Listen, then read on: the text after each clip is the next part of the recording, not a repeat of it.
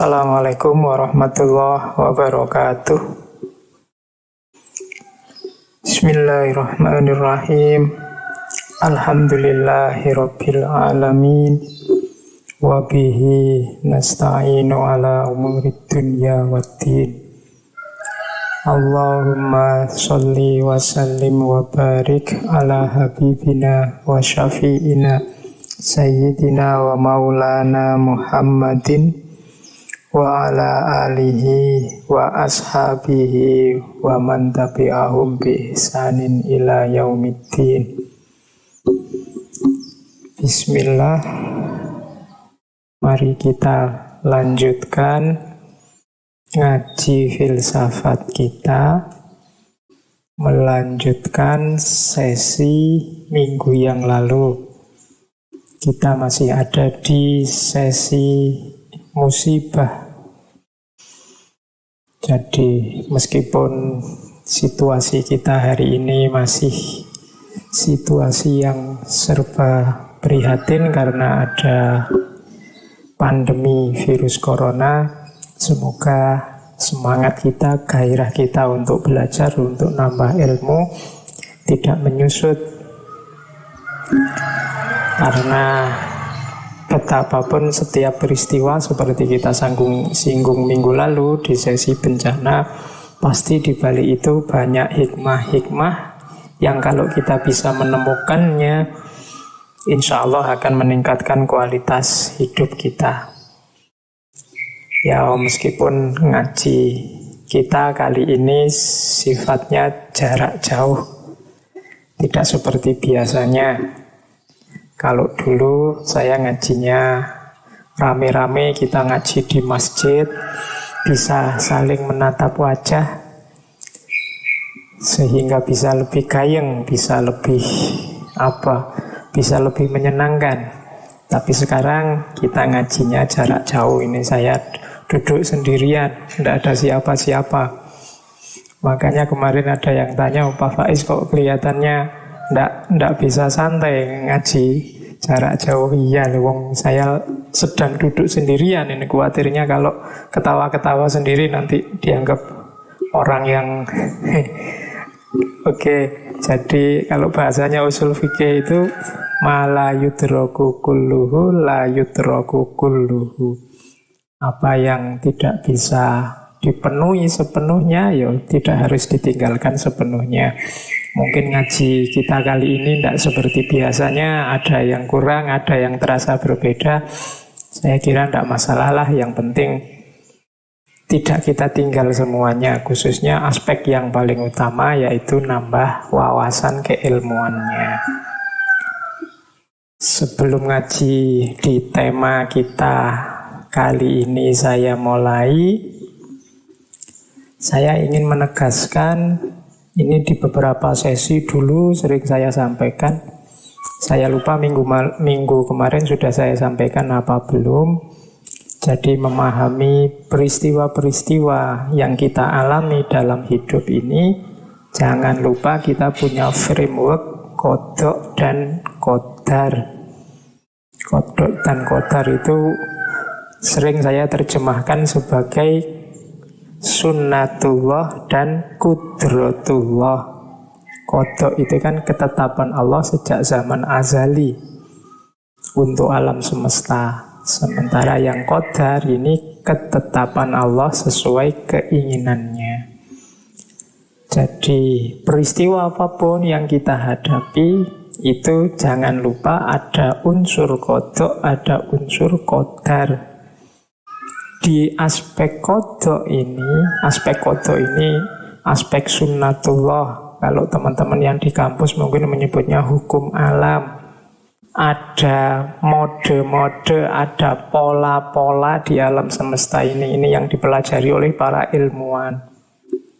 Kalau kita di zaman corona ini keluar-keluar tidak pakai masker, ya kemungkinan kita bisa tertular virus corona. Itu sunnatullah.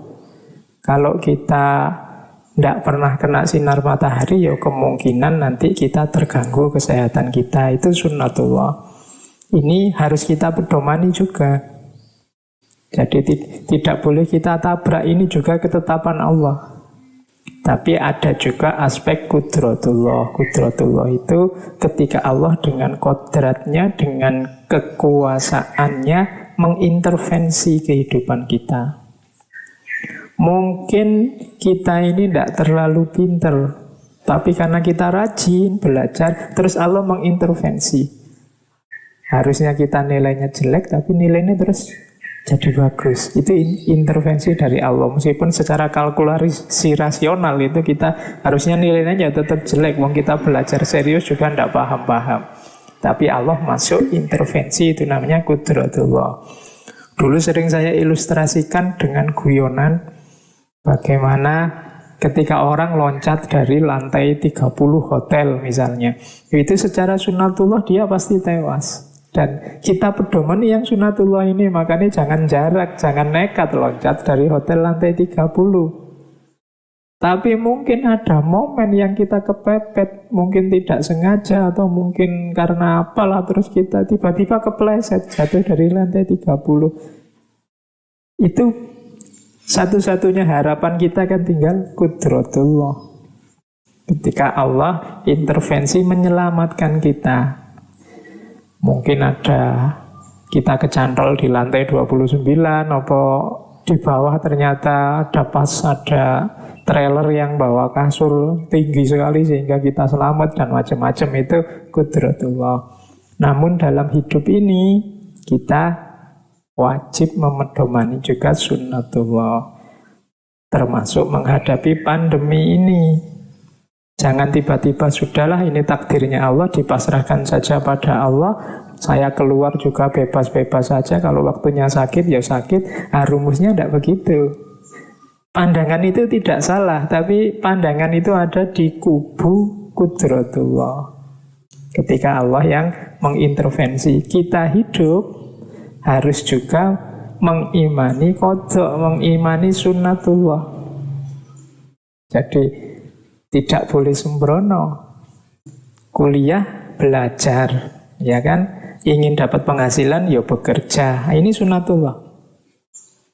Bahwa nanti pekerjaanku ini loh, hanya seperti ini apa ya cukup. Yang penting kita kerja serius, nanti sambil berdoa sehingga Allah ridha, kemudian rizki kita mencukupi.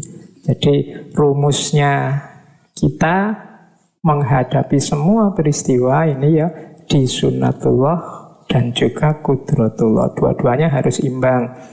Sunnatullah saja mungkin membuat kita putus asa. Seperti kita sekarang kan kebingungan luar biasa ini mengatasi pandemi virus corona ini. Maka jangan lupa ada kudratullah. Kita masih bisa berdoa, kita masih bisa berharap pada kemurahan Allah. Jadi sebaliknya, kalau kita kudratullah saja, ini membuat kita sembrono, membuat kita tidak hati-hati, membuat kita tidak serius hidup. Semuanya dipasrahkan pada Allah. Jadi bukan salah, tapi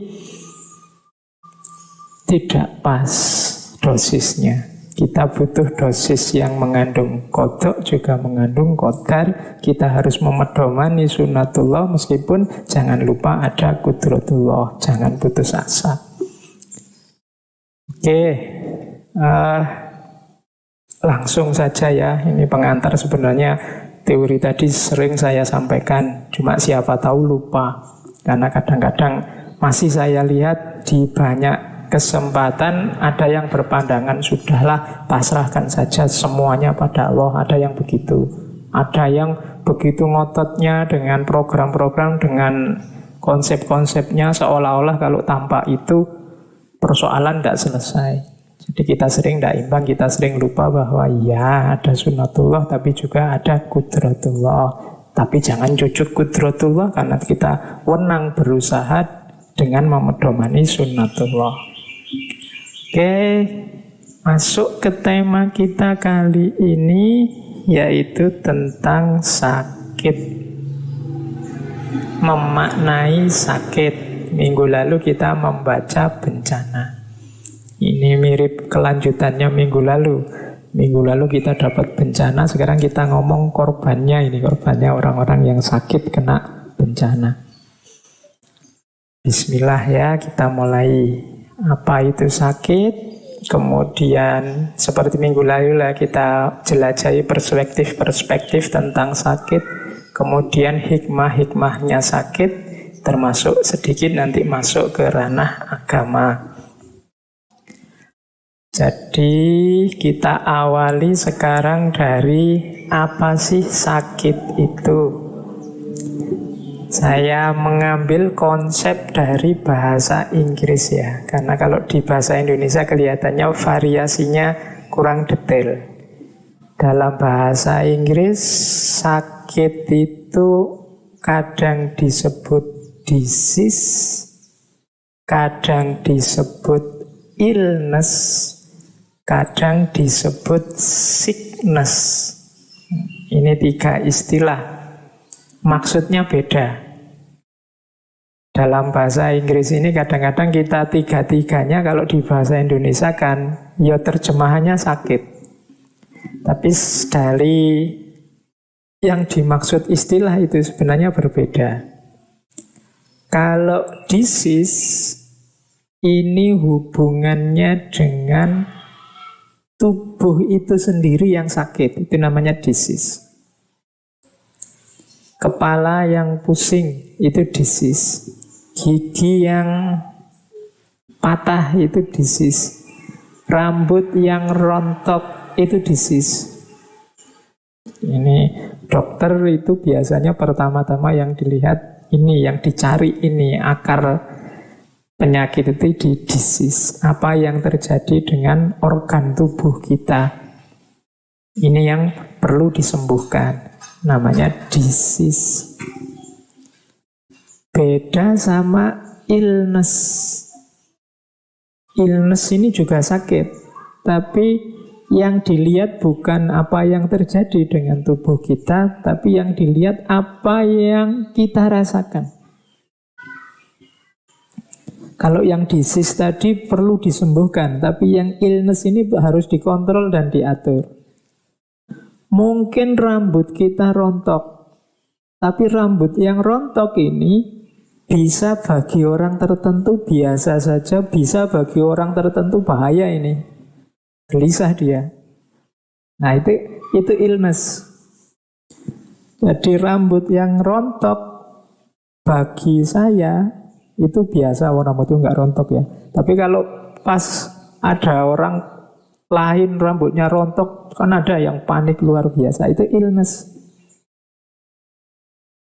Ada yang orang tertentu pusing sedikit itu biasalah, tapi bagi orang yang lain pusing sedikit aja sudah panik, itu illness.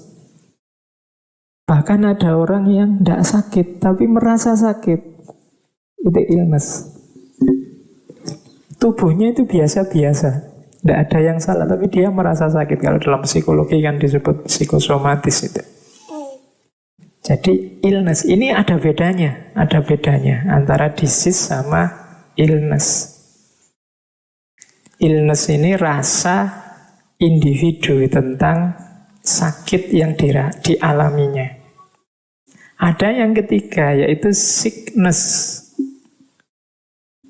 Kalau sickness ini kesepakatan sosial. Jadi konsep-konsep dalam kehidupan kita, dalam budaya masyarakat kita, apa yang disebut sakit, apa yang disebut tidak sakit. Nah, ini namanya sickness. Jadi kalau yang disease itu organ tubuhnya yang memang secara faktual dia sakit, misalnya kukunya copot, kulitnya mengelupas, itu disease. Kalau illness itu yang dirasakan. Kalau sickness ini yang kesepakatan sosial budaya terhadap kondisi sakit. Kan ada masyarakat itu mungkin dulu zaman pengetahuan belum berkembang, mengalami apa, kata masyarakatnya sudahlah, itu bukan sakit kok, itu diganggu jin mana. Itu konsep sosial budaya. Jadi kesepakatan. Kalau teman-teman mengikuti dulu waktu kita belajar sesinya Michel Foucault, dia bahkan punya teori ya waras tidak waras. Di tengah masyarakat itu juga kesepakatan. Mana yang disepakati sebagai waras, mana yang disepakati sebagai tidak waras. Normal dan tidak normal itu juga kesepakatan. Jadi sakit itu ternyata ada 3 kategori. Itu disease, apa illness, apa sickness. Mungkin disease-nya tidak kelihatan, illness-nya juga kita merasa biasa saja. Tapi masyarakat menyebut itu sakit, itu namanya sickness. Jadi 3 ini nanti beda di tengah masyarakat. Sickness itu misalnya apa ya? Masyarakat menyepakati perilaku tertentu sebagai sakit. Padahal kita sendiri nyaman-nyaman saja, enak-enak saja. Nah itu bedanya illness sama sickness. Mungkin juga disease-nya tidak kelihatan. Yang rusak apa tuh tidak tahu. Nah itu berarti ada beda antara disease, illness sama sickness. Terus, dokter dengan ilmunya itu kadang-kadang juga levelnya bisa dia melihat disease atau melihat illness atau melihat sickness. Melihat disease itu konsentrasi secara kuantitatif melihat apa organ tubuh kita atau mekanisme fungsi tubuh kita yang dianggap nyeleweng sesuai teori yang mereka pahami. Atau illness ini melacak apa yang kita rasakan. Atau sickness, jadi disimpulkan sesuai konsep-konsep yang berkembang di masyarakat bahwa oh ini sakit, ini tidak sakit, ini normal, ini tidak normal. Dari perspektif teorinya nanti orang yang hanya melihat disease, pokoknya sakit itu ya dilihat dari gejala yang ada di tubuh. Penyelewengan apa yang ada di fisik kita. Kalau cara berpikir seperti ini namanya naturalisme. Ada yang kedua instrumentalisme. Instrumentalisme ini hanya melihat illness-nya, melihat rasa sakit yang dirasakan seseorang. Karena kadang-kadang seperti saya jelaskan tadi, ada orang ini harusnya sakit tapi tidak dianggap sakit, tidak dirasakan. Nah, itu yang semacam ini, yang melihat aspek ini namanya instrumentalisme. Ya contoh mudahnya, ya kalau teman-teman ada yang punya pacar ya kadang-kadang kalau guyon sama pacar itu kan dipukul lah, dicubit lah, dijambak lah. Secara disease, naturalisme, dicubit itu ya sakit, dijambak itu ya rambut merontok ya sakit, dipukul-pukul ya sakit, ya nyeri. Tapi tidak kita rasakan. Kita kelola, kita sikapi sakit itu harusnya sebagai sakit, tapi kan terus kita kelola sebagai menyenangkan. Jadi ada ternyata yang secara disease harusnya sakit, secara illness tidak.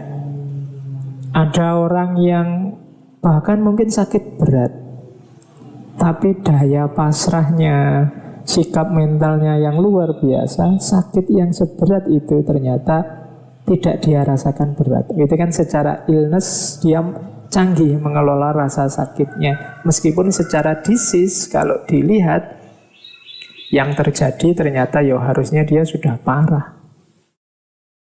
Nah itu bedanya naturalisme sama instrumentalisme. Ada yang ketiga, konstruktivisme. Kalau konstruktivisme ini melihat sakit itu ya sesuai yang disepakati. Misalnya dulu di awal-awal ciri-cirinya orang corona itu bla bla bla bla bla. Terus waktunya berkembang, ada gejala yang lain atau ada pengurangan gejala. Ternyata mengalami ini saja juga kemungkinan corona. Ini kan aspek sickness-nya, mana yang disepakati. Kesepakatan bersama di antara kita. Ini yang kita sebut sakit, ini yang kita sebut sehat.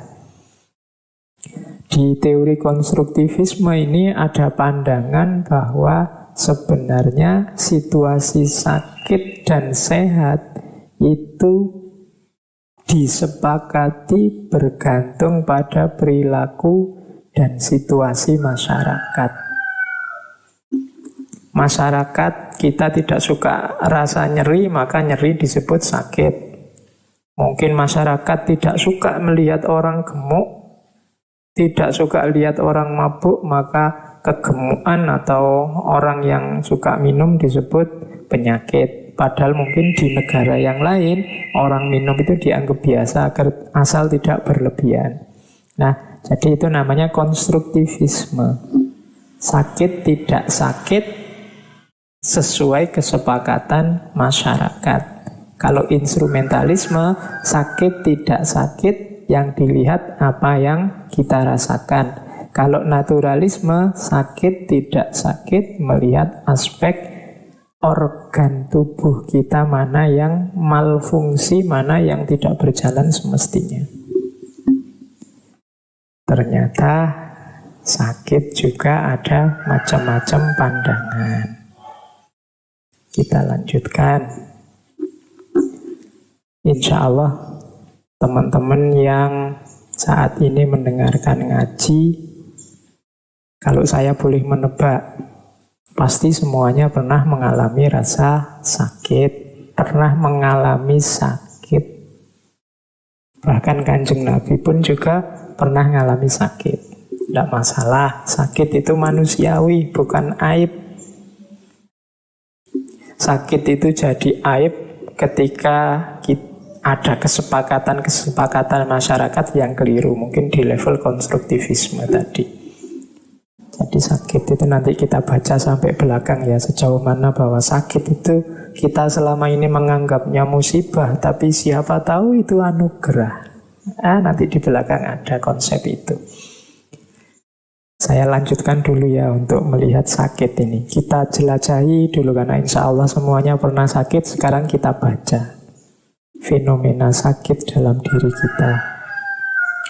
Yang pertama ada aspek internalnya rasa sakit. Ini yang mempengaruhi sakit, tapi ada dalam diri kita.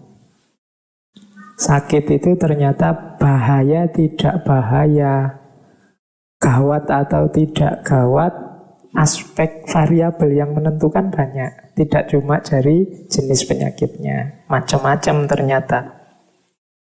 Kita lihat variabel internalnya rasa sakit. Yang pertama jelas sifat penyakitnya. Ada yang akut, ada yang kronis, ada yang menular, ada yang bawaan, ada yang turunan, ada yang primer, ada yang sekunder, ada yang sudah terminal, macam-macam. Ini kalau teman-teman ingin tahu satu-satu apa saja yang dimaksud, ya belajar ilmu kesehatan. Apa bedanya akut sama kronis? Cirinya apa sih penyakit bawaan itu, menular atau tidak? Ini turunan apa dapat dari pengalaman sehari-hari?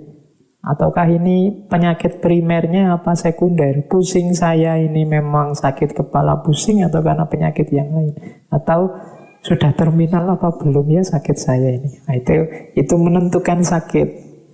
Jadi yang jelas variabel internal penyakit yang pertama ya sifatnya penyakit itu sendiri. Yang penting itu. Yang kedua jangan lupa persepsi kita terhadap rasa sakit. Ini juga menentukan gawat tidaknya penyakit. Ada yang panik, ada yang serius, ada yang cuek, ada juga yang menikmati. Macam-macam loh.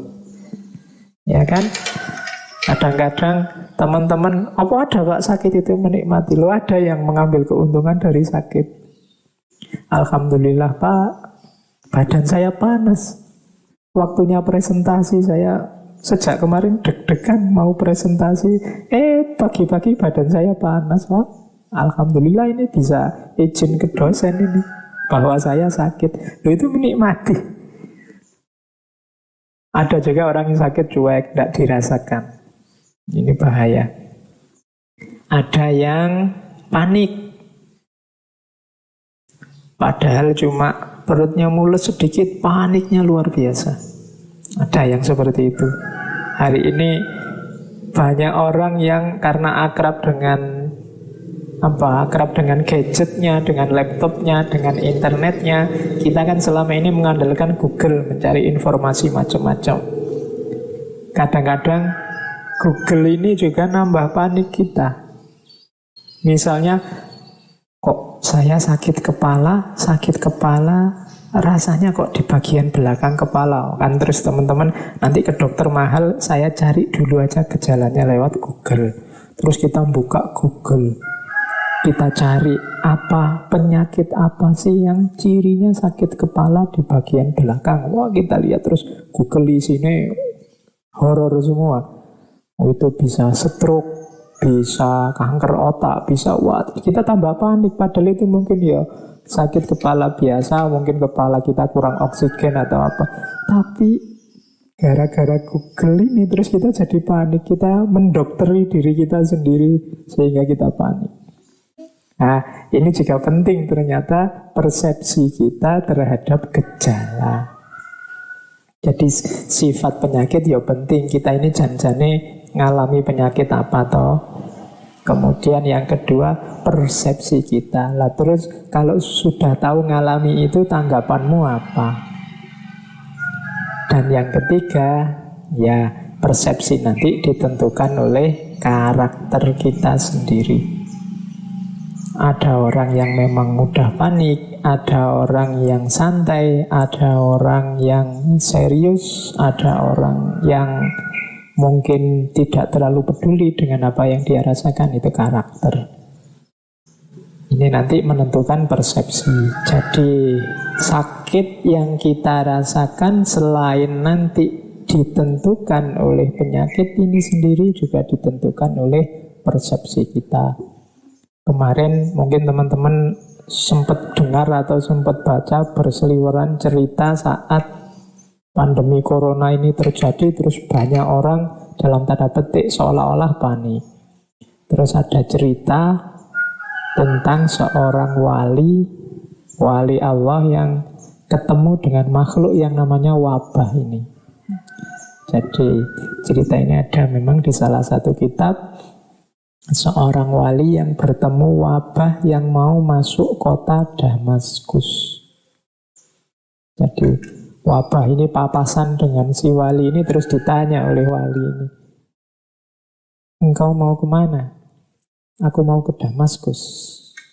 Sudah saatnya ditakdir Damaskus akan mengalami wabah. Katanya sang wali, ya sudah monggo. Tugasmu memang itu. Tapi saya tanya, kira-kira nanti korbannya berapa? Saya dapat amanat untuk sedikitnya untuk mengambil sekitar 1.000 nyawa dari wabah ini. Akhirnya oleh si wali ya dipersilahkan, waktu itu memang tugasnya. Masuklah wabah itu ke kota Damaskus. Terjadi wabah selama kurang lebih 2 tahun. Setelah 2 tahun, si wabah ini pulang kembali. Ya kok yang dilalah ketemu lagi sama waliullah ini. Ditanya lagi, sudah selesai wabahnya 2 tahun yang lalu? Sudah, ini saya mau pulang. Jadi mengambil 1.000 orang? Ya, jadi saya ambil 1.000 orang. Tapi ternyata yang meninggal 50.000 orang. Loh, kok bisa? Kamu kan cuma bertugas mengambil 1.000 nyawa. Iya, saya ngambilnya 1.000 sebenarnya, cuma yang 49.000 ini panik. Yang 49.000 ini bingung karepe dhewe, terus jadi sakit, jadi meninggal. Akhirnya ya 50.000. Ini cerita ini kita dengar kemarin ya. Banyak yang menceritakan versi ini. Itu maksudnya apa? Ternyata penyakit itu tidak hanya ditentukan oleh jenis penyakitnya. Sikap kita juga menentukan. Karakter kita terhadap penyakit juga menentukan. Makanya tetap sakit apapun yang kita miliki, cara berpikirnya harus tetap optimis. Itu saya bawa quotes dari Hippocrates yang dikenal dengan filosof Yunani yang concern dengan ranah kesehatan. Kapan-kapan kita gali ya gagasan-gagasan beliau. It's far more important to know what person the disease has than what disease the person has. Katanya Hippocrates, lebih penting untuk tahu what person the disease has. Orang seperti apa yang ditimpa oleh penyakit, dibandingkan tahu penyakit apa yang menimpa seseorang. Ini seperti penjelasan tadi sebelumnya, karakter seseorang, sikap seseorang, watak seseorang terhadap penyakitnya itu menentukan juga terhadap, lebih menentukan dibandingkan penyakit apa yang menimpanya. Ini teorinya Hippocrates. Saya ada 1-2 teman yang menurut saya beliau ini sakit. Banyak orang yang menyarankan dia, Pak, mbok check up, mbok dicek, dan macam-macam itu. Tapi beliau ini punya pandangan bahwa saya takut mau ngecek-ngecek ini. Nanti kalau ketahuan bahwa darah saya tinggi, apa kolesterol saya tinggi, nanti saya drop. Jadi beliau ini takut kalau dia tahu bahwa ternyata dia memang banyak penyakit, terus malah drop, malah tidak bisa aktif, malah mikir penyakit. Akhirnya dia malah takut itu. Ya, ini mungkin ada salahnya, di level tertentu juga ya ada benarnya. Jangan-jangan memang begitu. Sekarang berpikirnya masih positif, pokoknya aku sehat, terus masih bisa beraktivitas. Tapi siapa tahu nanti kalau ternyata setelah dicek malah tahu jadi penyakit, malah kepikiran, malah jadi negatif. Mungkin begitu kan, beliau yang lebih ngerti tentang kondisi mental beliau sendiri. Ya ada juga bahayanya. Jadi hidup itu kan selalu begitu, harus tepat mengambil keputusan di titik yang sangat akurat, karena meleset sedikit seperti tadi, antara manfaat dan bahaya itu kan sama-sama ada. Kalau kita ngambil keputusannya tidak pas, ya nanti justru keliru jadi bahaya. Tapi katanya Hippocrates tadi ini, jadi penyakit itu berarti apa? Tidak sekedar penyakit apa yang nempel ke kita, tapi lebih penting lagi karakter apa yang kita miliki sehingga berpengaruh terhadap rasa sakit. Jadi disease yang berpengaruh terhadap illness. Oke, kita lanjutkan. Kalau tadi sudah variabel X internal, sekarang kita masuk ke variabel eksternal. Di variabel eksternal ini berarti yang berpengaruh terhadap sakit yang kita alami ternyata tidak hanya internalnya saja, tapi juga eksternal. Internal tadi 3 tadi, jenis penyakitnya, kemudian sikap kita dan karakter kita terhadap penyakit. Kalau yang eksternal ini berhubungan dengan yang pertama, dengan masyarakat. Jadi masyarakat juga di sekeliling kita ini juga penting loh, berpengaruh terhadap sakit yang kita alami. Ini masyarakat sekeliling kita ini tipenya menguatkan orang yang sakit, menyusahkan orang yang sakit, atau tipe cuek saja kalau ada tetangganya sakit. Ini juga berpengaruh. Jadi ada masyarakat yang sangat peduli, ada masyarakat yang cuek, atau jangan-jangan ada masyarakat yang tidak peduli. Sakit atau tidak sakit, masih harus menetapi kewajiban-kewajiban kemasyarakatan misalnya. Ini menentukan juga ternyata terhadap kondisi sakit. Yang kedua, nilai dan budaya di tengah masyarakat juga menentukan. Ada zaman saya KKN dulu, ada masyarakat yang kalau sakit tidak percaya dokter. Lebih percaya pada paranormal-paranormal yang hidup di kampung itu. Itu nilai dan budaya di tengah masyarakat. Lebih percaya pada misalnya pengobatan herbal. Itu kan nilai dan budaya di tengah masyarakat. Tidak mau obat kimia, maunya obat-obatan yang diambil dari alam. Ya meskipun sebenarnya kimiawi itu ya termasuk bagian dari alam sebenarnya. Tapi akan ada orang yang tidak mau obat buatan pabrik, maunya racian, jamu, dan macam-macam lah. Yang pandangan-pandangan ini kan banyak di tengah masyarakat. Ini mempengaruhi juga kondisi si sakit. Ada juga yang ketiga, pengaruh ekonomi. Kalau ini saya tidak perlu menjelaskan ya. Ya ekonomi ya penting. Saya Pak, tidak anti dokter sih. Apalagi kalau bisa ya ke dokter spesialis. Ya biayanya tidak ada ya Pak. Ekonomi itu kan menentukan juga. Saya cukup Pak minum ramuan daun ini. Lah kok tidak ke dokter? Tidak kuat bayar. Itu ekonomi ikut bermain. Ada sakit yang muncul karena ekonomi. Mungkin karena pepetan ekonomi, terus yang dikonsumsi tiap hari jadinya tidak berkualitas sehingga mudah sakit. Ada pengobatan juga yang terpengaruh oleh ekonomi, kuatnya bayar yang mana, bisanya berobat kemana, itu juga ekonomi.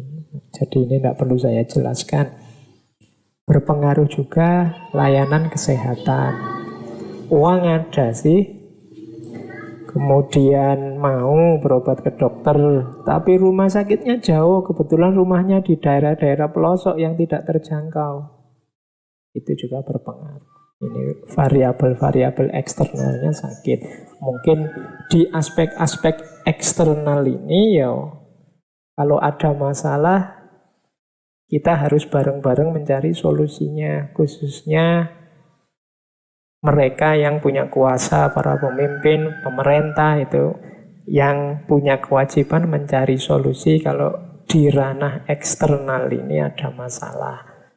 Masyarakat, nilai dan budaya, ekonomi, dan juga layanan kesehatan.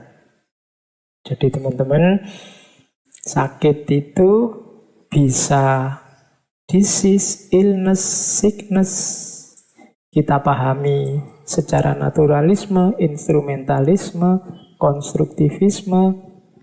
Jangan lupa juga ada variabel eksternal, internal yang mempengaruhi rasa sakit.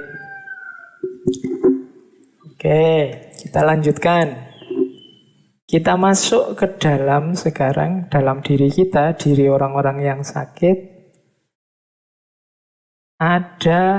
Mari kita pahami emosinya orang sakit. Ini kita pernah sakit, teman kita juga pernah sakit, mungkin di antara keluarga kita juga pernah sakit sehingga terpaksa kita mendampingi atau ngopeni orang sakit. Ada baiknya kita pahami respon-respon emosinya biar kita saat melayani mereka bisa lebih bisa memahami. Yang pertama, orang sakit itu biasanya ada unsur fear, takut. Jadi, dan ada juga unsur anxiety. Anxiety itu cemas. Ini ada beda ya antara fear dan anxiety. Fear itu takut, anxiety itu cemas. Takut itu terhadap sesuatu yang nyata di depan kita. Itu takut. Kalau anxiety, cemas itu terhadap sesuatu yang mungkin terjadi di masa depan. Makanya ada penyakit yang namanya gejala kecemasan. Gejala kecemasan ini semacam psikosomatis. Orang-orang yang cemas. Sakit cemas ini mungkin orang yang misalnya ya kita habis layat ada tetangga kita meninggal karena misalnya serangan jantung atau kena stroke. Nah itu kalau kita terpengaruh oleh tetangga kita yang meninggal itu kadang-kadang memunculkan kecemasan. Mungkin nanti waktu pulang dada kita berdebar-debar sedikit saja, kita sudah panik. Wah ini jangan-jangan kena jantung ini. Kepala kita pusing sedikit saja kita, wah jangan-jangan ini stroke ini. Itu kalau ke dokter dicek tidak ada apa-apa sebenarnya. Tapi kita merasa kayak orang kena serangan jantung. Nah itu kalau di kajian kedokteran termasuk psikosomatis sering disebut anxiety disorder. Jadi gangguan kecemasan. Bisa jadi penyakit. Meskipun awalnya hanya cemas. Kadang-kadang ini tidak cuma karena tetangga meninggal, karena kita rajin baca-baca tentang kesehatan, ada apa sedikit di tubuh kita, kita takut. Kaki kita kesemutan sedikit saja, waduh, ini jangan-jangan gejala stroke ini kok kesemutan. Kemudian apalah dan seterusnya, itu namanya anxiety. Cemas tentang apa yang terjadi yang akan datang. Kalau kita punya tetangga, punya teman sedang sakit, jangan ditakut-takuti biar dia tidak cemas. Jadi fear itu kalau sakit tentang sesuatu yang nyata, spesifik. Mas, nanti sampean diinjeksi, rasanya agak sakit sedikit ya, karena itu kan jarum ditusukkan. Terus, waduh, takut saya dok, itu takut. Jelas yang ditakuti apa, tentang apa. Kalau anxiety tadi tidak jelas. Biasanya terjadi jangan-jangan nanti ini, jangan-jangan nanti itu. Itu kan tidak jelas. Kalau takut jarum tadi kan jelas. Itu bedanya fear sama anxiety. Aku kok muntah terus ya? Aku takut nanti dehidrasi ini. Itu fear. Kalau anxiety itu seperti tadi, tidak jelas. Itu tadi mau takut apa? Cemas yang tidak ada alasannya. Itu anxiety. Orang sakit itu pasti ada fear, ada anxiety. Kita yang mendampingi, yang harus membesarkan hatinya, menenangkannya. Kalau memang sedang fear atau anxiety. Kemudian yang ketiga, orang sakit ya karena banyak keterbatasan, kelemahan, biasanya over dependence. Kalau dependent pasti ya tergantung sama orang lain. Makan minta disuap. Kadang ke kamar mandi harus dituntun, ditemani, itu dependent. Ada kalanya sampai ke over dependent. Over dependent itu ketergantungan. Ya bahasa lugasnya menjadi manja. Jadi apa-apa ingin dilayani, mentang-mentang sedang sakit. Nah ini dimaklumi karena itu respon emosinya orang sakit. Kita yang harus mengelola. Kadang-kadang memang ingin dimanja, ya kita layani secukupnya. Jangan sampai nanti ketergantungannya jadi akut, jadi menyusahkan setelah dia nanti sembuh. Tapi selama dia sakit ya memang harus dilayani. Jadi pokoknya kita yang sedang mendampingi saudara-saudara kita yang sedang sakit ya memang dituntut kesabaran.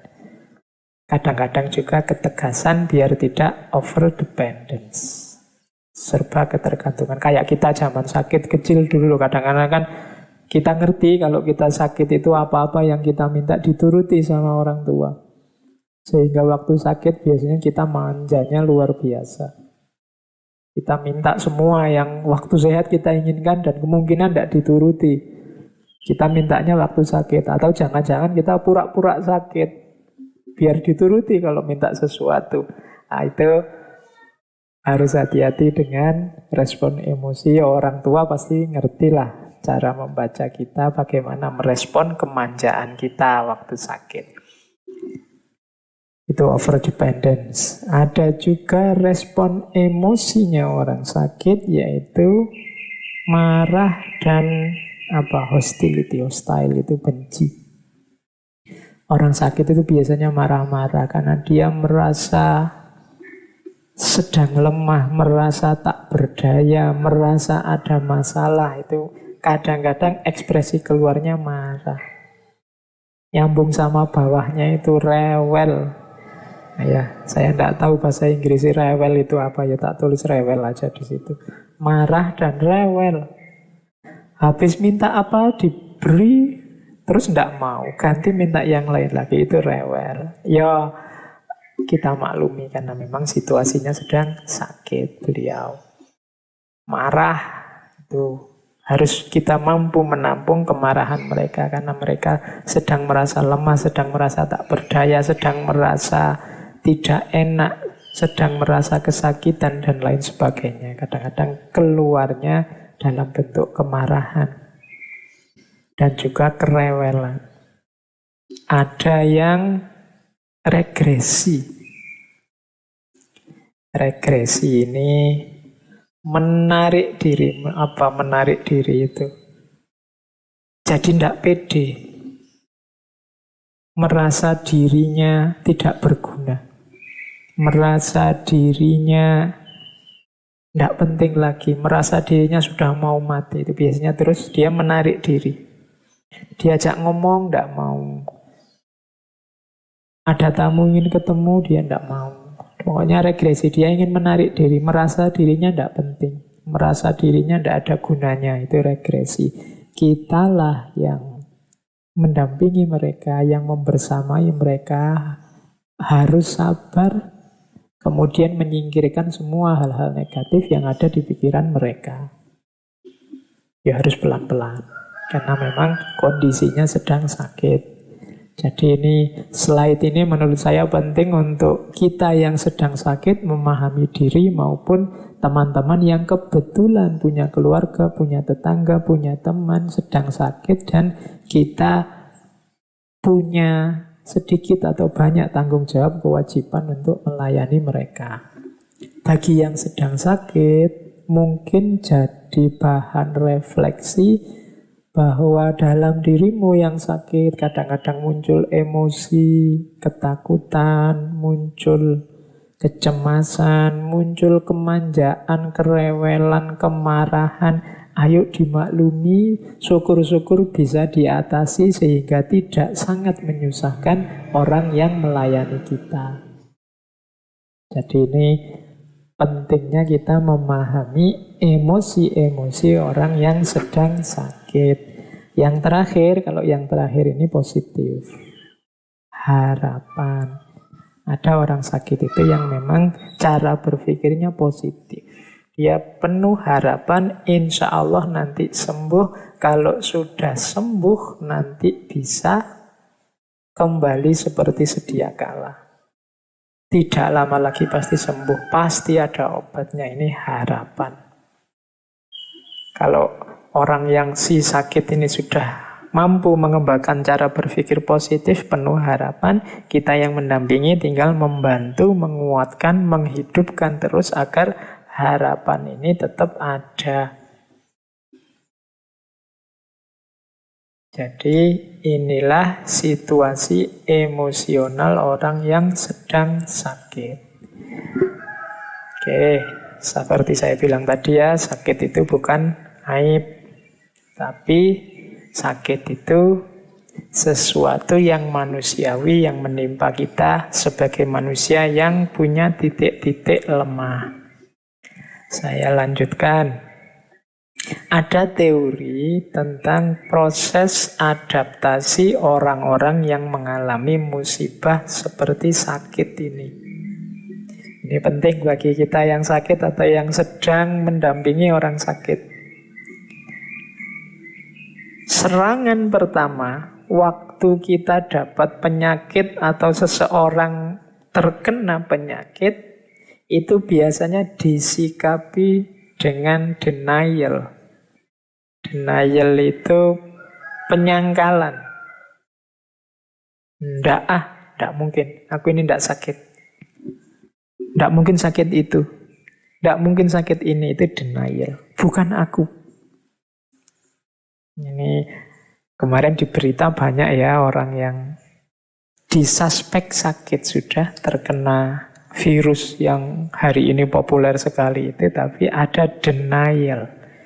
Jangan dimarahi orang-orang denial ini, itu manusiawi. Orang yang di pukulan pertama dia menyangkal. Ya kayak teman-teman itu loh, kalau waktu sedang baru diputus pacarnya pertama, kita kan denial. Enggak lah, enggak mungkin, enggak seperti ini. Nah, itu denial, menolak. Ini aku mesti sedang mimpi, itu denial. Apa salahku, apa dosaku, denial, menyangkal. Manusiawi. Karena dapat ndak enak pertama itu kan biasanya kita tolak. Yes, mudahnya kalau teman-teman makan itu loh, kalau tiba-tiba menelan barang pahit atau barang ndak enak itu kan biasanya refleks terus kita muntahkan. Itu denial. Jadi orang yang sakit di pukulan pertama, di serangan pertama secara mental biasanya denial, menolak. Terus yang kedua, kalau ternyata memang benar kamu mau menolak gimana, hasil labnya sudah seperti itu, sudah jelas bahwa gejala-gejalanya kamu mengalami penyakit itu, biasanya level 2-nya adalah anger, marah. Entah marah yang dipendam dalam dirinya sendiri atau mungkin ada yang diungkapkan keluar. Jadi setelah jelas bahwa iya ternyata aku ini sakit, biasanya marah. Kayak kalian ya, tadi habis diputus denial, ternyata diputus beneran kan, terus marah. Fotonya dirobek-robek, postingan yang kemarin di Instagram, di Twitter, di Facebook terus dihapusi semua. Nah, itu anger, ekspresi dari kemarahan. Ketika ternyata memang aku sedang sakit, ternyata aku memang ditolak, itu marah setelah menolak. Oke, setelah marah, ya marah kan ada durasinya, marah terus-terusan ya capek. Biasanya terus ketika sudah turun marahnya muncul apa? Bargaining atau negotiation. Bargaining itu begini, negotiation. Ya mungkin aku terkena virus, tapi bukan yang paling parah kan, tapi masih ke depan nanti sebentar lagi bisa disembuhkan kan, ada harapan kan, aku bisa balik padanya lagi kan, itu bargaining, negotiation. Jadi setelah marah menawar, itu bargaining. Yang lain banyak juga kan, nah itu bargaining. Tidak cuma aku kan, itu bargaining. Yang sembuh lebih banyak kan daripada yang mati, itu negotiation, bargaining, menghibur. Kadang-kadang hiburan ini tidak sukses juga ternyata. Misalnya tadi, yang meninggal lebih sedikit kan daripada yang sembuh misalnya. Terus jawabannya, iya sih, yang meninggal lebih sedikit. Tapi yang meninggal itu rata-rata yang faktor resiko. Nah, kamu punya faktor resiko ini. Nah, itu berarti bargainingnya gagal. Kayak tadi diputus. Nanti kapan-kapan bisa kembali kan? Iya sih, bisa kembali, tapi dia mau kawin ini langsung. Jadi seandainya kembali besok ya sudah janda. Nah, itu hancur sudah kan, ambiar kamu. Bargainingnya gagal sudah.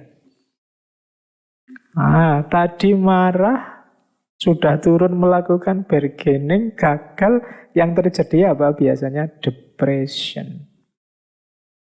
Depresi, stres. Nah ini ya teman-teman yang mendampingi saudara-saudara kita yang sakit, ayo dipahami ya fase-fase ini, ditemani, benar jangan sampai melakukan hal-hal yang negatif, yang kontraproduktif untuk kesembuhannya.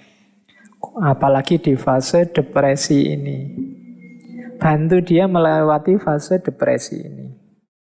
Sampai nanti terakhir acceptance. Biasanya kalau sudah pulih sama sekali, sudah sadar sama sekali tentang kenyataan dirinya, baru bisa menerima. Oh ya sudah, memang situasiku memang begini, mau apa lagi? Pasrahkan saja semuanya pada Allah dan seterusnya. Ini namanya acceptance sudah. Menerima apa yang harus diterima, memang kenyataannya sedang sakit. Jadi ini penting untuk yang sedang sakit memahami dirinya atau yang melayani, mendampingi saudara-saudara kita yang sakit. Baik teman-teman, kita lanjutkan. Saya kira tentang kondisi-kondisi yang berhubungan dengan sakit dan penyakit kita lewati. Kalau ada yang mau sampai detail, monggo belajar ilmu-ilmu kesehatan, belajar ilmu-ilmu keperawatan dan lain-lain itu. Materi-materi yang saya sampaikan ini pasti lebih akrab di ranah itu. Kita masuk ke sekarang kajian filsafatnya. Anggap saja yang tadi pengantarnya. Meskipun menurut saya penting sebenarnya untuk situasi kita hari ini. Karena hari ini itu kan pandemi yang jenisnya penyakit.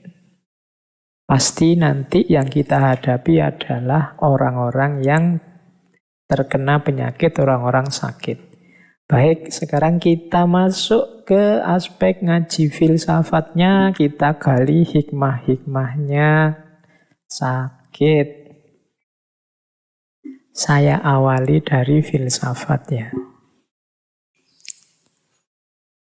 Jangan lupa, tadi di depan saya bilang sakit itu jangan-jangan juga ada unsur anugerahnya. Ada unsur hikmahnya. Tidak cuma musibah, tidak semata-mata bencana. Kita lihat sekarang hubungan sakit dan filsafat. Mungkin ada di antara teman-teman yang sedang sakit.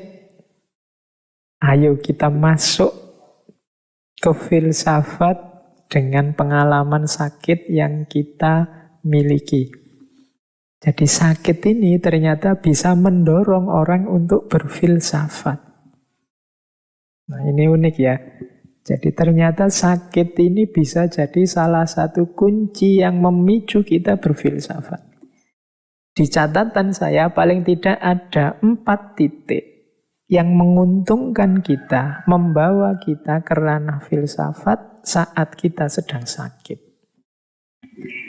Yang pertama apa? Mari kita sadari saat kita sakit itu biasanya kita dipaksa untuk menerima bahwa manusia itu termasuk kita punya kelemahan-kelemahan, punya keterbatasan-keterbatasan. Nah, ini bisa membawa kita ke ranah refleksi filosofis, refleksi tentang diri kita sebagai manusia dan segala keterbatasannya. Ternyata manusia itu lemah, ternyata manusia itu terbatas. Aku yang selama ini merasa kuat, aku yang selama ini seolah-olah merajai dunia, merajai lingkungan sekelilingku, seolah-olah bisa mengatasi masalah apa saja, ternyata tidak. Nah, ini refleksi dari kesadaran saat sakit. Mungkin teorinya sudah ngerti tentang kelemahan dan keterbatasan manusia sebelum sakit, tapi saat sakit tidak cuma teori yang kita pahami, tapi juga mengalami langsung titik lemahnya manusia. Seenak apapun makanan, seluar biasa apapun kekayaan, sedahsyat apapun pasangan yang cantik, yang ganteng, ternyata waktu kita sakit tampak tidak ada nilainya, tidak bisa diandalkan untuk hidup kita. Oh, ini membawa refleksi. Pengalaman langsung. Yang pertama itu. Sakit mendorong kita berfilsafat. Yang kedua, kondisi sakit selain dia memancing refleksi, ternyata juga merupakan tantangan untuk kita menaklukkan, dan meluaskan. Tadi kan kita terbatas. Biasanya orang yang mau berpikir lebih jauh tidak sekedar menerima kelemahan dan keterbatasan, tapi itu dianggap sebagai tantangan untuk ditaklukkan. Iya ya, ternyata aku ini terbatas. Kalau hujan, kena air, terus flu, terus pilek. Nah ini tidak sekedar diterima, tapi kita bisa berefleksi lebih jauh gimana caranya menaklukkan situasi. Agar kita gimana caranya mensiasati agar aku kuat misalnya. Atau bikin apa sehingga kalau hujan, aku tidak kena hujan, bisa jalan-jalan keluar tapi tidak kena hujan waktu hujan. Nah, ini namanya penyakit, keterbatasan, kelemahan kita jadikan tantangan. Para dokter, para ahli mungkin sekarang sedang berusaha keras untuk mencari obat, vaksin juga untuk mengatasi virus corona ini. Ini karena mereka menganggap sakit tadi, kelemahan dan keterbatasan manusia tadi sebagai tantangan yang harus ditaklukkan. Tidak sekedar diterima. Diterima ya, tapi terus dicarikan solusinya. Karena pasti ada pola, ada rumus, ada kategori-kategori. Itu yang tadi di awal saya sebut, itu sebagai sejenis sunnatullah yang harus kita pahami, kita taklukkan. Yang pertama, sakit mendorong kita berefleksi tentang kelemahan, keterbatasan diri. Yang kedua, sakit juga ternyata membantu kita untuk kreatif. Meluaskan batas hidup kita, meluaskan batas kelemahan kita, menaklukkan kelemahan-kelemahan kita. Itu berarti yang pertama mendorong berpikir refleksif, yang kedua mendorong berpikir solutif dan kreatif. Itu kontribusi dari sakit. Yang ketiga, ini ada pengaruh juga membantu kita, rasa sakit itu membantu distancing effect. Membuat kita menjauh sebentar dari rutinitas, dari keramaian. Wah, ini saya harusnya tidak menjelaskan detail. Yang ketiga ini kita ngalami langsung hari ini. Wabah ini membuat kita dipaksa untuk mengambil jarak dari rutinitas, dari orang lain. Kenapa sih distancing effect ini penting? Karena memang untuk berpikir objektif, untuk berpikir jernih, itu kita perlu sedikit mengambil jarak dari yang kita baca.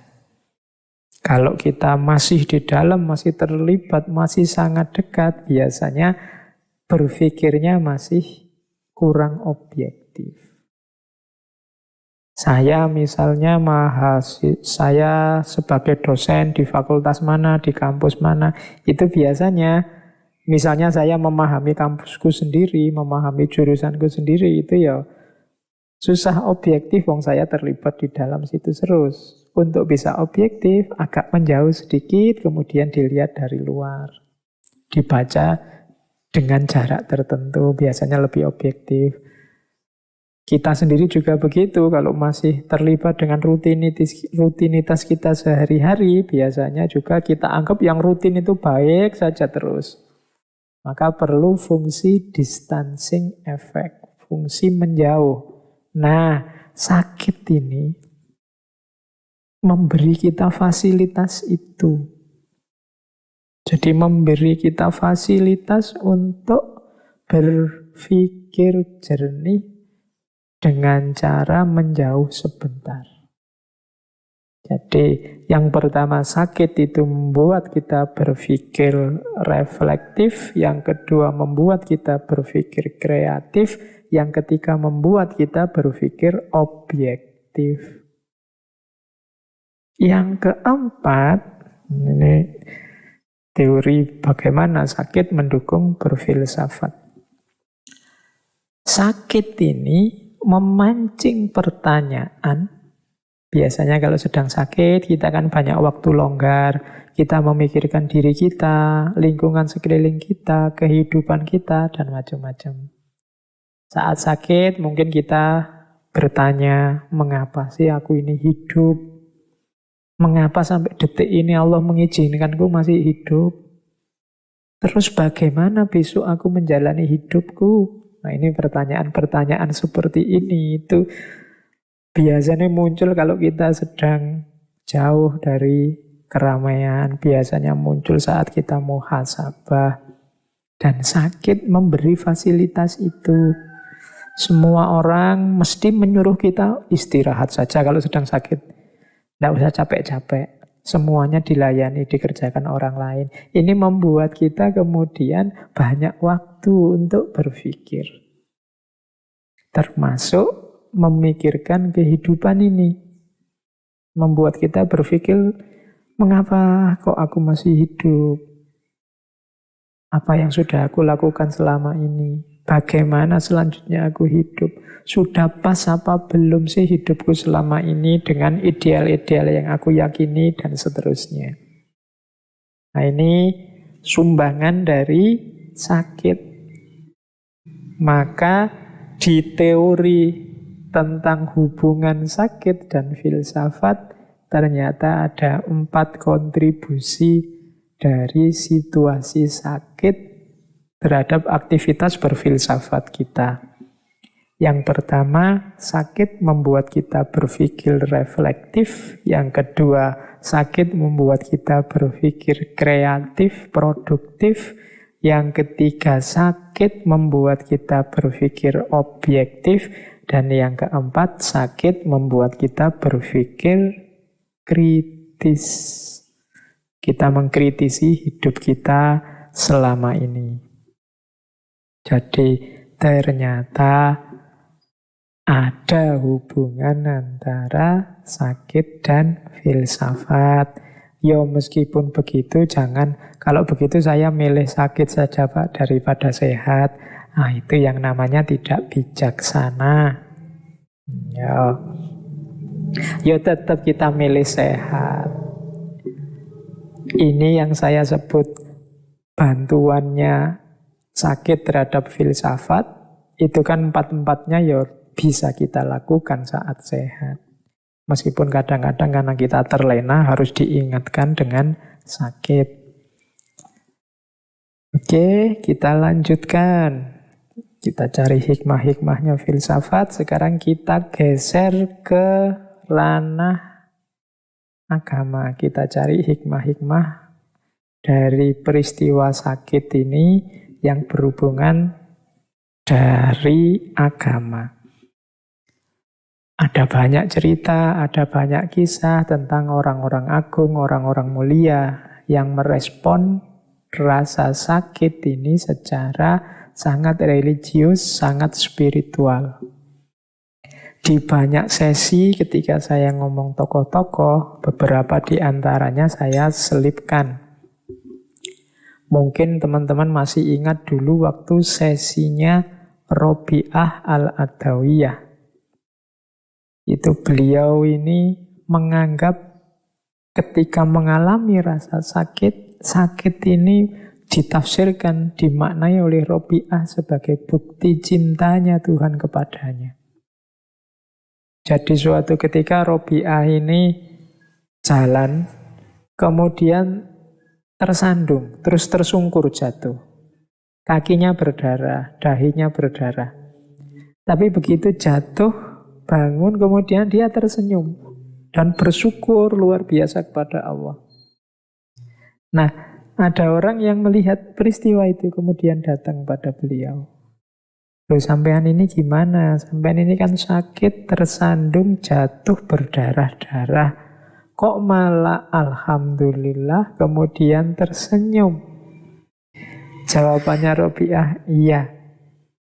Ini adalah dari kekasihku. Ini adalah bukti cinta dari kekasihku. Itu penjelasannya dianalogikan dengan teman-teman tadi saya jelaskan ya. Kadang-kadang teman-teman yang punya pasangan atau pacaran atau mungkin sama suami atau istrinya, itu kadang-kadang kan ada situasi ketika sedikit memukul, sedikit mencubit, sedikit menjewer. Loh, itu kalau dibaca objektif ya, jiwitan, cubitan itu ya sakit, pukulan itu ya nyeri dirasakan, jeweran itu ya sakit. Tapi kan kita menanggapinya dengan bahagia, dengan senyum, dengan mesra. Kenapa? Karena kita tahu bahwa cubitan, pukulan, jeweran itu ekspresi dari sayangnya pasangan kita pada kita. Ekspresi manja dari pasangan kita pada kita. Nah, Robiah ini memaknai sakit yang dia alami, yang menimpa dirinya semacam itu. Sakit adalah bukti cinta Tuhan padaku. Bahwa Tuhan tidak cuek padaku. Karena bagi orang-orang yang saling mencintai, musibah yang luar biasa adalah ketika kekasih sudah tidak peduli lagi. Ketika seorang kekasih sudah cuek terhadap keberadaan orang yang dia cintai. Nah, Robiah begitu. Jadi dapat sakit malah bersyukur. Alhamdulillah Allah tidak cuek padaku. Aku ya diingatkan, aku ya dijawil, aku ya kadang-kadang dicubit, kadang-kadang dijewer. Menunjukkan kekasihku perhatian padaku. Nah, ini versi Sufi biasanya semacam ini. Cara memahami rasa sakit. Dulu saya lupa di sesi apa, kan juga ada cerita ketika seorang Sufi naik perahu bersama banyak temannya, tiba-tiba ada badai. Semua orang takut, semua orang pontang-panting ke sana kemari untuk gimana caranya biar bisa selamat dari badai. Kecuali si Sufi ini. Sang Sufi ini malah duduk tenang sambil senyum. Melihat orang lalu lalang di depannya. Terus ada orang protes, sampean ini gimana sih? Ini loh ada bahaya ini, kita semua mau tewas ini. Sampean kok malah diem saja duduk sambil senyum-senyum. Si Sufi ini terus bilang, loh aku harus gimana lagi? Ini pemberian kekasihku. Ini anugerah dari kekasihku. Insya Allah dia hanya menghendaki kebaikan untukku. Nah, ini level-levelnya Sufi. Mungkin kalau kita agak berat ya nyampe makom ini. Tapi ini untuk referensi kita saja. Siapa tahu nanti dalam hidup kita sampai pada titik yang secara sunnatullah agak sulit kita berharap. Karena sakit atau musibah yang kita alami. Tapi jangan lupa kita masih punya qudratullah.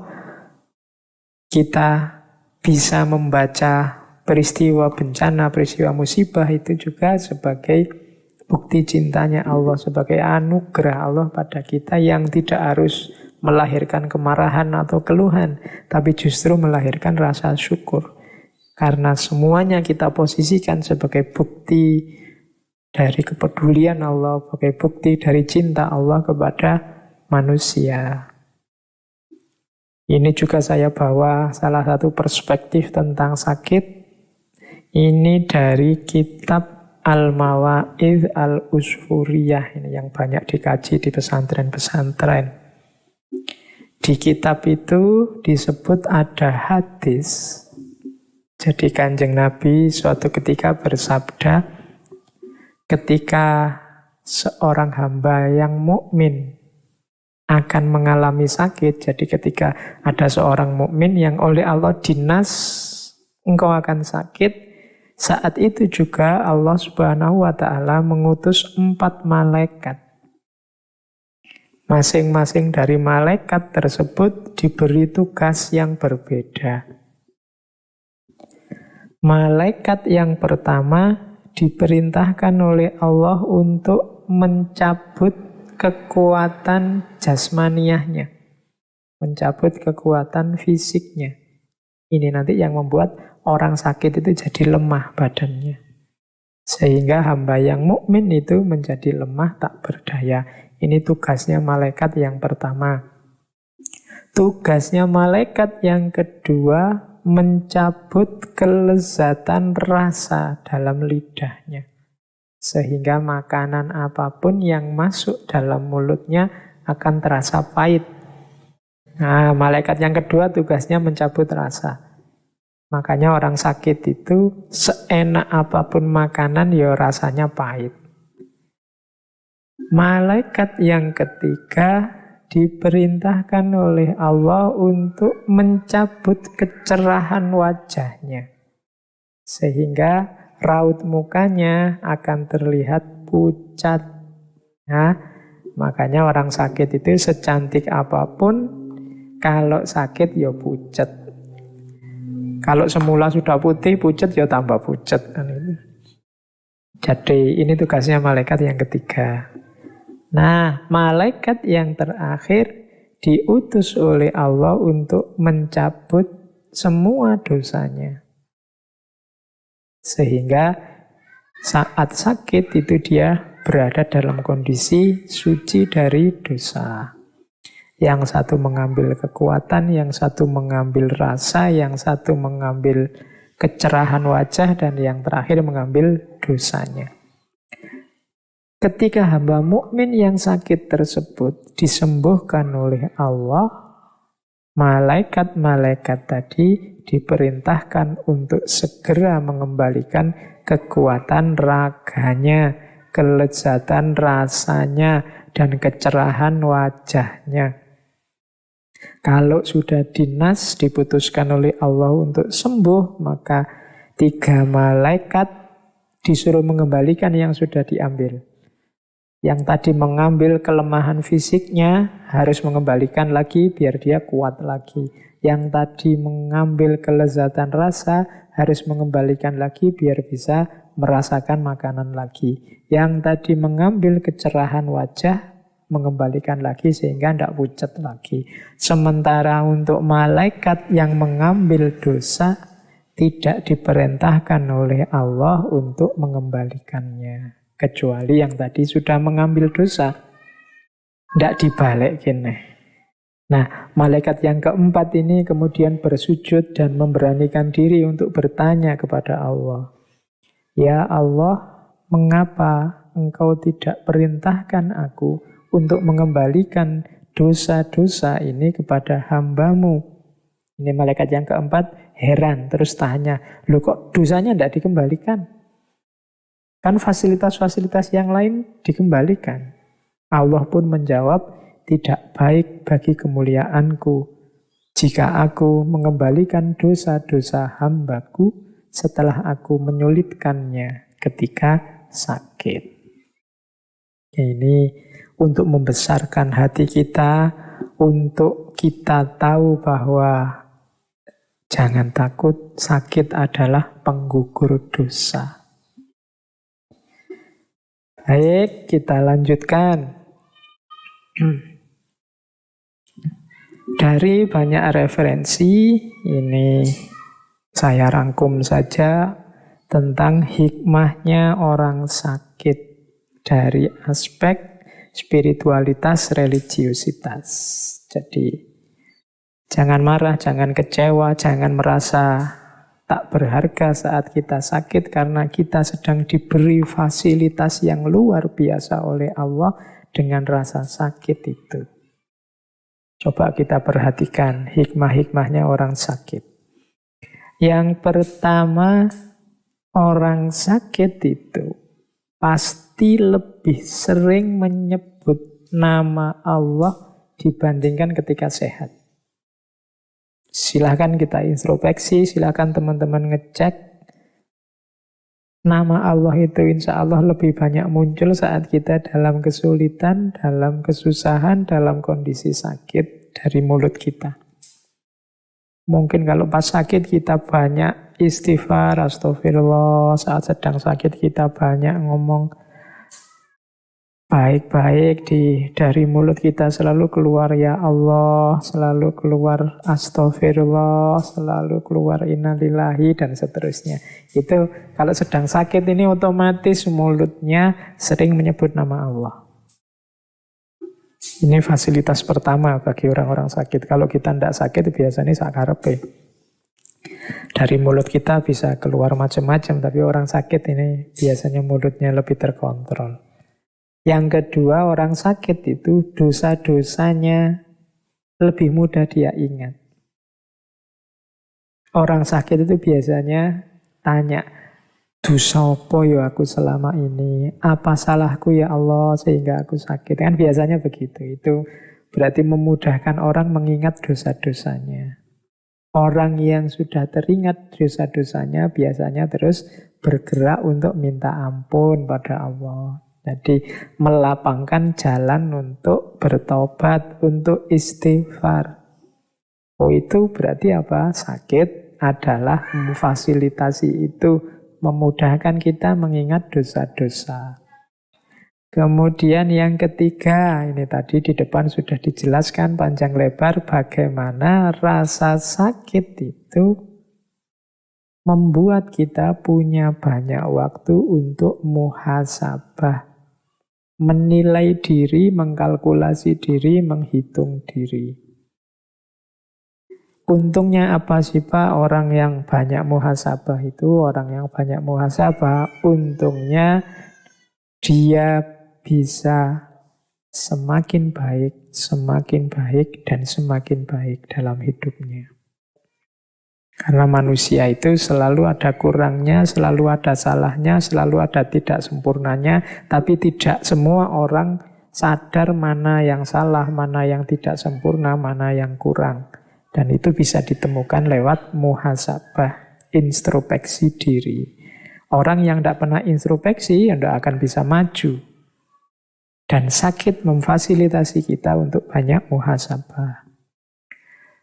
Yang keempat, sakit ini posisinya seperti jihad.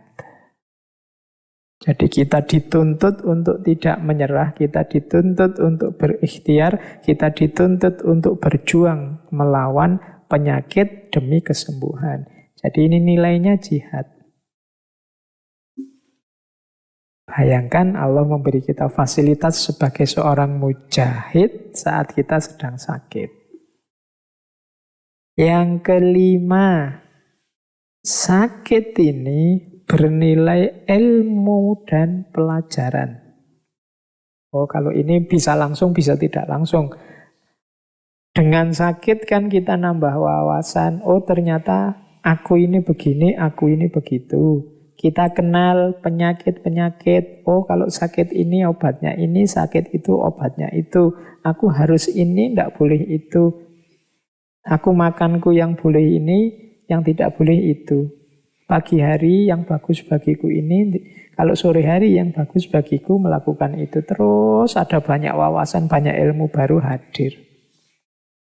Nah ini langsung. Jadi dapat ilmu dan pelajaran langsung. Biasanya juga di antara kita ada yang dalam kondisi sakit karena banyak waktu longgar terus sambil baca-baca, sambil ngaji, sambil apa. Ini juga ilmu dan pelajaran dari kondisi sakit secara tidak langsung. Selain bernilai jihad, ternyata juga bernilai ilmu. Paling tidak kita dapat pengetahuan ilmu dari penyakit yang kita alami. Pengalaman adalah guru yang paling baik. Terus sakit juga adalah penasehat yang baik. Kemarin-kemarin kita diceramahi, kemarin-kemarin itu sudah banyak orang yang ngomong. Mbok olahraga, sudah banyak yang ngomong, mbok makannya jangan yang itu-itu terus, divariasi. Mbok yo macam-macam kan. Orang menasehati, tapi terus kita tidak menjalankan. Tapi begitu kita sakit, otomatis terus kita, iya ya, aku harus menjalankan ini. Yang kemarin sudah tahu baik tidak aku jalankan, sekarang aku jalankan. Nah, ini berarti sakit itu penasehat yang baik. Meskipun ya pahit karena harus ngalami sakit dulu, tapi kalau tidak ngalami itu ya kita tidak kapok-kapok. Jadi hikmahnya sakit, ternyata dia jadi penasehat yang baik. Selanjutnya, sakit juga, kalau ini hubungannya dengan kemasyarakatan, bisa jadi jembatan silaturahim. Sakit membuat, ya ilustrasi mudahnya kan terus banyak orang yang menjenguk kita, saudara jauh kita yang kemarin sibuk, tidak pernah main, tidak pernah menengok kita, terus datang. Tetangga-tetangga kita menengok, datang, dan lain sebagainya. Jadi sakit bisa menjadi jembatan silaturahim. Selanjutnya, sakit adalah penggugur dosa. Ini sudah dijelaskan tadi ya di atas dari kisah 4 malaikat tadi. Terus sakit adalah kondisi jaminan dari Allah bahwa doa kita mustajab. Ini hikmah dari sakit yang luar biasa. Ada cerita bahwa Imam As-Suyuti yang nulis ratusan kitab itu, di antara aktivitas beliau adalah jalan-jalan keliling kota, mencari orang yang sakit, dijenguk, terus minta didoakan. Kenapa? Orang sakit ini doanya mustajab. Mungkin ada yang tanya, lah kok kebalik Pak? Saya kalau menjenguk orang sakit, saya yang diminta mendoakan biar dia cepat sembuh. Ya saling mendoakan. Yang sakit juga kalau memang mampu, jangan segan-segan untuk mendoakan saudara-saudaranya yang lain. Karena kondisi sakit ini memang kondisi yang doanya mustajab.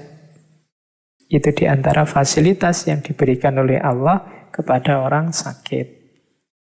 Selanjutnya, sakit juga merupakan benteng dari dosa. Kalau ini penjelasannya simpel. Sakit itu kita dalam kondisi lemah. Sakit itu kita dalam kondisi tidak berdaya. Mau melakukan dosa, ya tidak ada dayanya, tidak ada tenaganya. Mau pegang HP terus kayak hari ini, tidak kuat, tidak bisa, pusing. Mau misuh-misuh menyakiti hati orang lain, ya tidak kuat, wong ya lemah. Makanya di antara hikmahnya sakit itu antara lain kita terbentengi dari dosa. Otomatis terhalang dari dosa. Itu yang membuat para sufi tadi di antara rahasianya, sufi itu loh dapat sakit kok malah bersyukur. Iya, karena hikmahnya luar biasa banyak. Terus sakit juga bagi yang masih memungkinkan untuk beribadah, biasanya orang yang sedang sakit itu ibadahnya lebih mantap. Karena dia lebih dekat dengan Allah. Lebih sadar tentang hakikat dirinya. Ini otomatis sudah. Maka sakit meningkatkan kualitas ibadah. Sakit juga otomatis memperbaiki akhlak. Orang sakit susah sombong, ala wong yo sakit penyakitan aja. Itu kan susah, mau merasa besar susah, mau tamak juga ndak kuat, mau ndak tawadhu itu ndak santun itu ndak bisa, memang dirinya lemah, maki-maki itu ndak kuat. Berarti apa? Akhlaknya ini otomatis tertata, otomatis baik. Dan yang terakhir, kalau ini pasti, sakit membuat kita mengingat kematian. Ingat pada kematian itu manfaatnya besar dan banyak dalam hidup kita untuk tidak membuat kita lupa diri. Jadi teman-teman, ternyata kalau dilihat dari sebanyak ini hikmahnya sakit yang selama ini kita sebut musibah, mungkin respon yang diberikan para sufi yang justru bersyukur saat sakit bisa kita pahami. Karena memang sakit itu membawa banyak hikmah. Tidak harus kita mengeluh, tidak harus kita merasa jatuh saat kita diberi rasa sakit. Hikmahnya sangat banyak. Kalau dilihat hikmahnya saja di luar sakit yang kita rasakan, bahkan mungkin kita seperti saya bilang di depan tadi, akan melihat sakit sebagai anugerah yang luar biasa dari Allah. Itu saya bawa sebuah quotes dari seorang ulama Turki, Badi'uzzaman Said Nursi. Katanya Said Nursi, dalam penyakit tersembunyi kasih sayang ilahi. Karena kalian terjaga dari kelalaian dan kemaksiatan, serta selalu merenungkan wajah kematian dan negeri keabadian. Sedangkan teman-teman kalian malah larut dengan berbagai kemaksiatan bersama kesehatan yang mereka rasakan. Karena itu, derita penyakit yang kalian rasakan ini merupakan kesehatan bagimu. Sementara nikmatnya kesehatan yang dirasakan oleh teman-teman kalian merupakan penyakit bagi mereka. Kalau kita sakit dan kita sadar bahwa sakit ini adalah anugerah Allah, membuat kita terjaga dari kelalaian dan kemaksiatan, membuat kita sadar tentang kematian. Maka sakit ini katanya Badi'uzzaman Said Nursi adalah hakikatnya adalah sehat. Sebaliknya, teman-teman kita yang kita sebut sehat, tapi kemaksiatan, kemungkarannya jalan terus, sebenarnya merekalah yang sakit. Dengan teori ini terus disimpulkan sakit yang membawa dampak ke arah kebaikan hakikatnya adalah kesehatan. Sebaliknya kesehatan yang membawa kita melakukan kemaksiatan, kerusakan, hakikatnya adalah sakit. Itulah sakit yang sejati. Terus kita lanjutkan. Ini saya bawa dari Imam Ghazali dari kitab Al-Adab Fid-Din tentang adabnya orang sakit. Slide ini bagian yang khusus untuk saudara-saudara kita yang sedang sakit, agar tadi hikmahnya bisa diperoleh secara maksimal.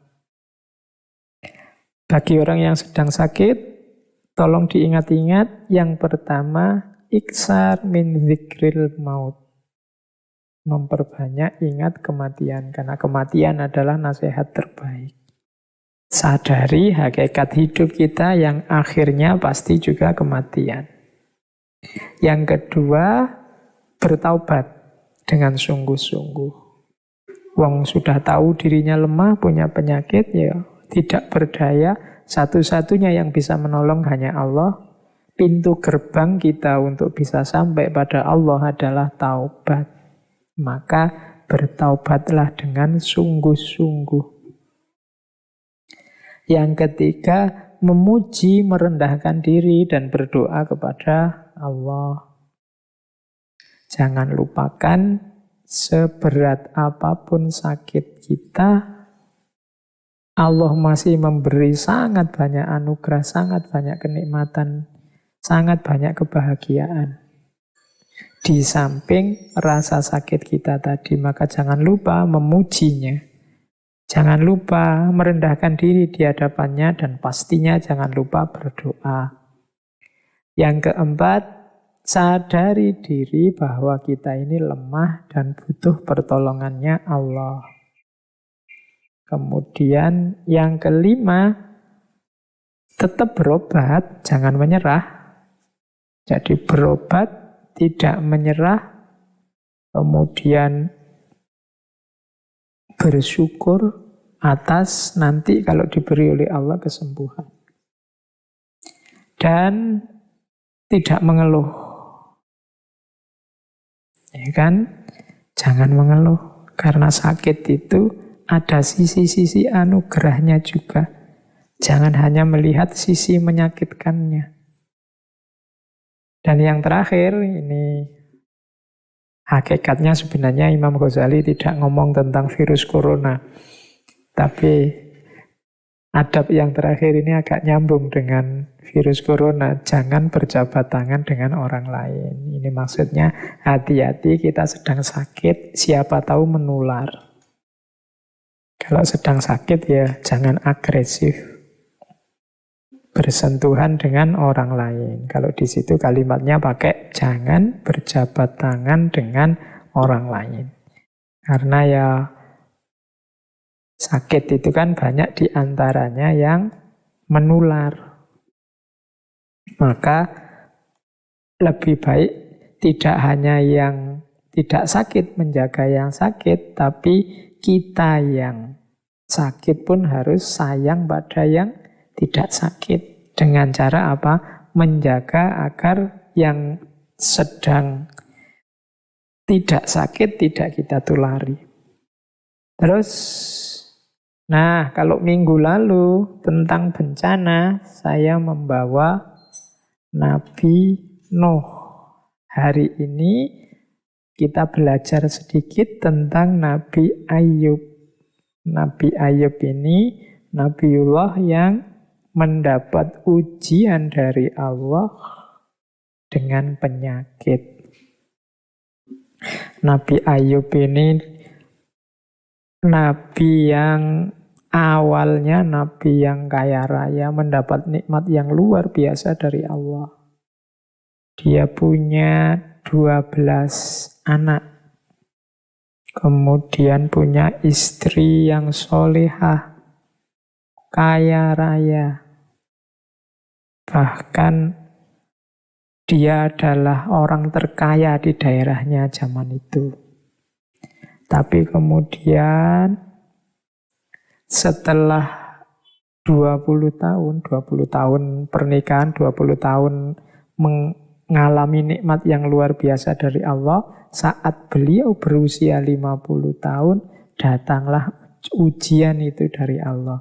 Kalau dalam ceritanya, pada waktu Nabi Ayub berusia 51 tahun, selama 3 hari semua kebahagiaannya hancur. Hari pertama, tiba-tiba beliau terkena penyakit. Keluar nanah dari kulitnya, dari ujung kepala sampai ujung kaki, bahkan rambutnya pun sampai rontok. Yang penyakit ini menular. Sehingga orang-orang di negeri, di kampung beliau merasa gelisah. Terus Nabi Ayub menyingkir, menyepi, biar tidak menulari orang lain. Hari pertama. Hari kedua, saat anak-anaknya yang 12 ini sedang makan, tiba-tiba atap rumahnya Nabi Ayub ambruk. Sehingga menimpa mereka semua dan semuanya meninggal. Punya 12 orang putra, meninggal semua. Sekaligus. Bayangkan ujian Allah pada beliau. Hari ketiga, datang hama, datang badai, sehingga semua perkebunan, semua kekayaan Nabi Ayub habis. Dari orang paling kaya, paling bahagia, dalam 3 hari semuanya berbalik 180 derajat. Nah, Nabi Ayub mengalami kesengsaraan ini dalam ceritanya selama kurang lebih 18 tahun. Tapi Nabi Ayub sabar. Bahkan sampai satu ketika istrinya tanya, istrinya orang soleh dan sangat sabar. Cuma satu ketika beliau tanya, wahai Nabi Allah, engkau ini sudah 18 tahun loh, sudah tidak melakukan dakwah. Cobalah engkau berdoa pada Allah agar penyakitmu sembuh. Itu saja.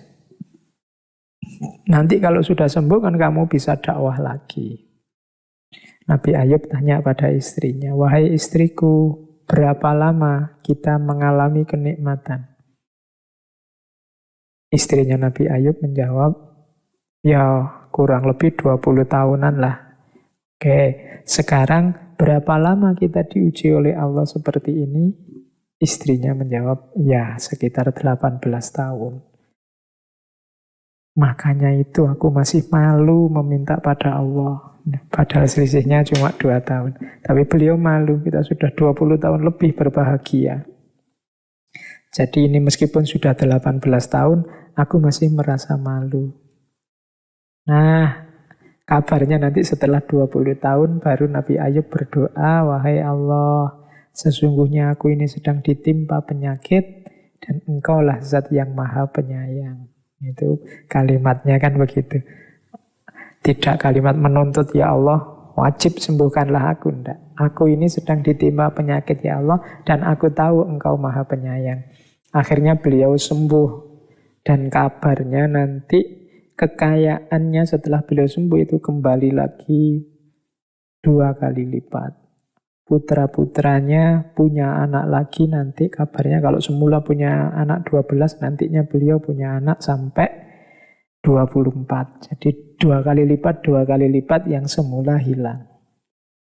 Oke, nah dari kisah Nabi Ayub ini di catatan saya ada beberapa hikmah. Yang pertama, untuk kita tidak dikuasai oleh kepemilikan duniawi. Kaya oke, punya anak, punya istri solihah oke, tapi tidak terikat, tidak dikuasai, tidak tergantung. Sehingga kalau yang punya, yang sejati tiba-tiba mengambilnya, ya kita tidak panik. Yang kedua, dari kisahnya Nabi Ayub tadi, kita mengingat bahwa selama ini kuantitas dan kualitas nikmat dan kebahagiaan yang diberikan oleh Allah sudah luar biasa dalam hidup kita. Kalau mau dikalkulasi, sebagian besar kita pasti tahun-tahun yang kita bahagia penuh nikmat dengan waktu yang kita diuji dengan sakit, itu mungkin tidak ada 10%-nya. Rasa sakit itu, pengalaman sakit itu dalam hidup kita. Jadi ayo kita ingat ini terus. Sebagaimana tadi Nabi Ayub waktu disuruh minta sembuh, dia tanya berapa tahun kita dulu bahagia. Nah, kalau kita ingat nikmat dan kebahagiaan tadi, setidaknya kita akan melakukan 3 hal. Yang pertama, tidak berhenti bersyukur. Yang kedua, malu untuk mengeluh. Dan yang ketiga, kuat untuk bersabar. Nah, jadi untuk membuat kita senantiasa bersyukur, membuat kita tidak mudah mengeluh, dan membuat kita kuat untuk sabar, maka di antara tips yang diberikan melalui kisahnya Nabi Ayub adalah jangan lupakan kuantitas dan kualitas nikmat serta kebahagiaan yang selama ini sudah diberikan oleh Allah. Yang ketiga, yakinlah atas hadirnya pertolongan Allah. Kenapa sih Nabi Ayub bisa sekuat itu? Karena pasti beliau yakin semuanya merupakan skenario terbaik dari Allah dan pasti Allah akan menolong hambanya. Ini yang menguatkan Nabi Ayub. Dan yang terakhir, ini mungkin diskusinya harus panjang, yang terakhir ini perlunya pendamping yang baik dan setia. Ya, kita butuh pendamping yang baik. Sebagaimana Nabi Ayub yang dengan setia didampingi oleh istrinya. Ini membantu untuk menguatkan kita. Jadi itu hikmah-hikmah di balik kisahnya Nabi Ayub. Teman-teman, materi utamanya saya kira sudah ya. Ada waktu sedikit, saya membawa beberapa quotes. Yang pertama, sengaja saya bawa ini, teman-teman sering dengar quotes ini tentang sakit dan sehat. Mens sana in corpore sano. Banyak yang tidak suka dengan pepatah ini, dengan peribahasa ini, karena kita mengartikan mens sana in corpore sano itu sebagai dalam tubuh yang sehat terhadap terdapat jiwa yang sehat.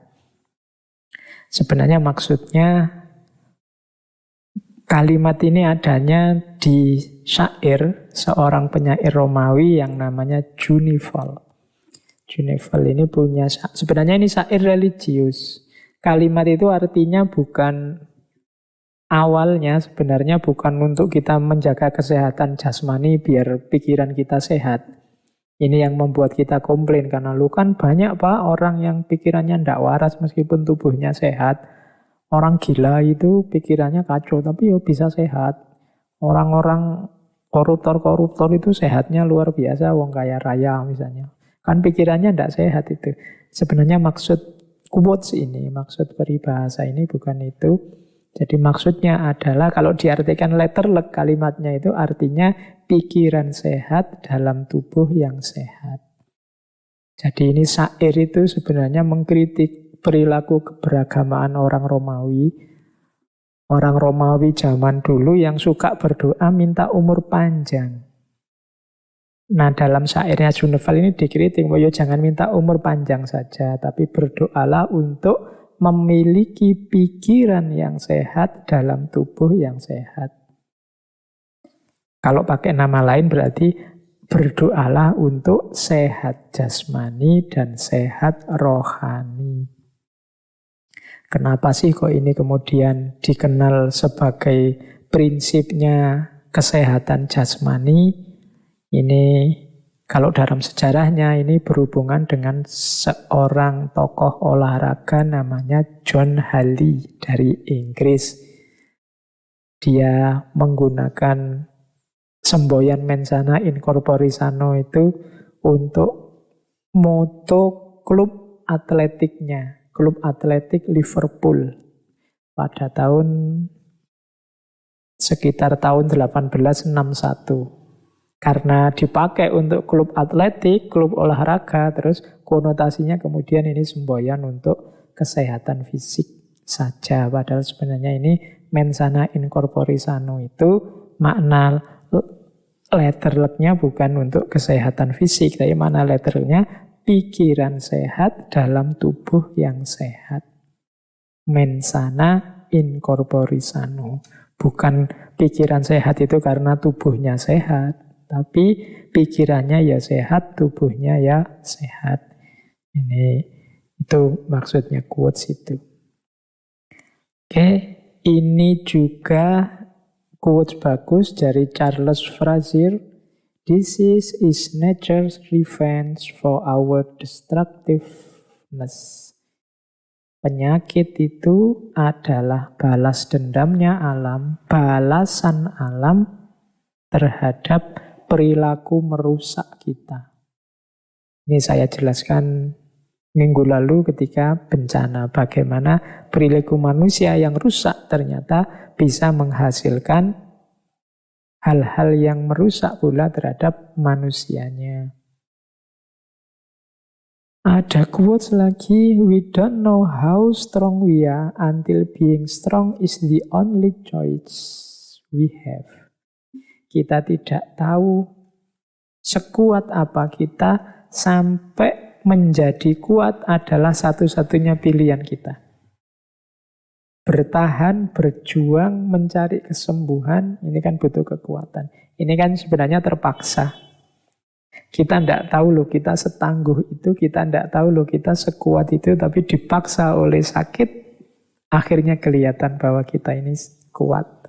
Kalau nggak dipaksa ya kita tidak mau berjuang, tidak kelihatan kekuatan kita.